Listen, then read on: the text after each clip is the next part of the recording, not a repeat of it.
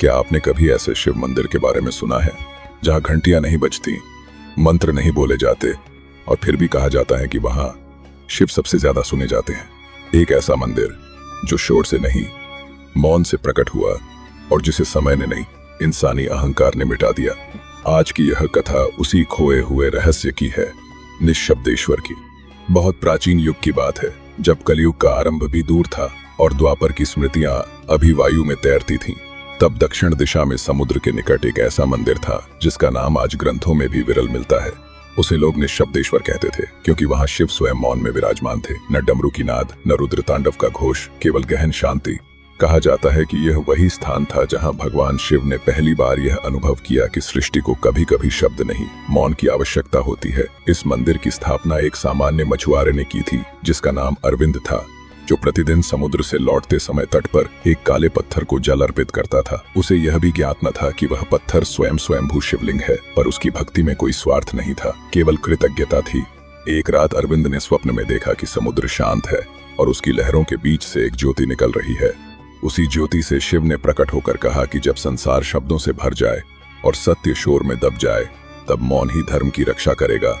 और उसी दिन से अरविंद ने वहां कोई घंटा, शंख या मंत्रोच्चार न होने दिया। केवल दीप जलता था और लोग मौन में नमन करते थे। समय बीता और यह मंदिर दूर दूर तक प्रसिद्ध हुआ। माशी, व्यापारी, राजाओं तक ने वहां आकर अनुभव किया कि बिना कुछ मांगे भी मन हल्का हो सकता है। परंतु उसी काल में राजा वीरसेन का उदय हुआ, जो विद्वान था परंतु अहंकार से ग्रस्त। उसे विश्वास था कि देवता भी तभी प्रकट होते हैं जब उन्हें भव्यता दिखाई जाए। उसने निशब्देश्वर के विषय में सुना और वहां पहुंचकर देखा कि न स्वर्ण कलश है, न मंत्रों का उच्चारण, न पुजारी का शोर, केवल मौन। राजा को यह अपमान प्रतीत हुआ। उसने आदेश दिया कि मंदिर का विस्तार होगा, शंख बजेगा, हजारों दीप जलेंगे और शिव को राजसी पूजा दी जाएगी। अरविंद तब तक वृद्ध हो चुका था। उसने कांपते स्वर में राजा से कहा कि यह शिव का नहीं, हमारे अहंकार का उत्सव होगा। पर राजा ने उसकी एक न सुनी। उसी रात जब पहली बार मंदिर में शंखनाद हुआ, समुद्र की लहरें उग्र हो उठीं। आकाश में बादल बिना वर्षा के गरजने लगे और मंदिर का दीप स्वयं बुझ गया। राजा ने इसे संयोग समझा और अगले दिन और भव्य आयोजन कराया। पर जैसे ही वैदिक मंत्र आरंभ हुए, शिवलिंग में दरार सी पड़ी और उससे जल नहीं, राख बहने लगी। लोग भयभीत हो उठे। तभी एक अद्भुत दृश्य घटित हुआ। एक बालक, जो गूंगा प्रतीत होता था, मंदिर के गर्भगृह में गया और शिवलिंग को आलिंगन कर लिया। उस क्षण सब ध्वनि रुक गई, समुद्र शांत हो गया और राजा वीरसेन के कानों में पहली बार अपने हृदय की धड़कन स्पष्ट सुनाई दी। उसी मौन में उसे अपने जीवन के सारे अन्याय, युद्ध और अहंकार एक एक कर दिखने लगे। वह भूमि पर गिर पड़ा और रोते हुए क्षमा याचना की। तभी बालक ने पहली बार बोलते हुए कहा कि शिव को शब्द नहीं, समर्पण चाहिए। और यह कहकर वह बालक लुप्त हो गया। माना जाता है कि वह स्वयं स्कंद का मौन स्वरूप था।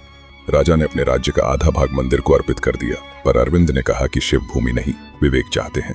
राजा ने तब अपने भीतर का अहं त्यागा और मंदिर को पुनः वैसा ही कर दिया जैसा था, बिना घंटा, बिना शोर, केवल दीप और मौन। कुछ वर्षों बाद अरविंद ने समुद्र में अंतिम स्नान किया और वहीं समाधि ली। उसी दिन शिवलिंग पुनः पूर्ण हो गया। कहा जाता है कि कलयुग के आरंभ के साथ यह मंदिर धीरे धीरे रेत में विलीन हो गया, क्योंकि संसार अब मौन से अधिक शब्दों में विश्वास करने लगा। पर आज भी जो साधक सच्चे मन से समुद्र तट पर बैठकर बिना कुछ बोले शिव को स्मरण करता है, उसे वही शांति प्राप्त होती है जो निशब्देश्वर मंदिर में मिलती थी। और यह कथा हमें यह स्मरण कराती है कि हर युग में भगवान नए रूप नहीं लेते, बल्कि हम उन्हें समझने की क्षमता खो देते हैं। क्योंकि कभी कभी ईश्वर सबसे स्पष्ट तब होते हैं जब वे पूर्णतः मौन होते हैं। अगर यह कथा आपके मन को छू गई हो तो इसे सिर्फ सुनकर न छोड़िए, इसे आगे बढ़ाइए।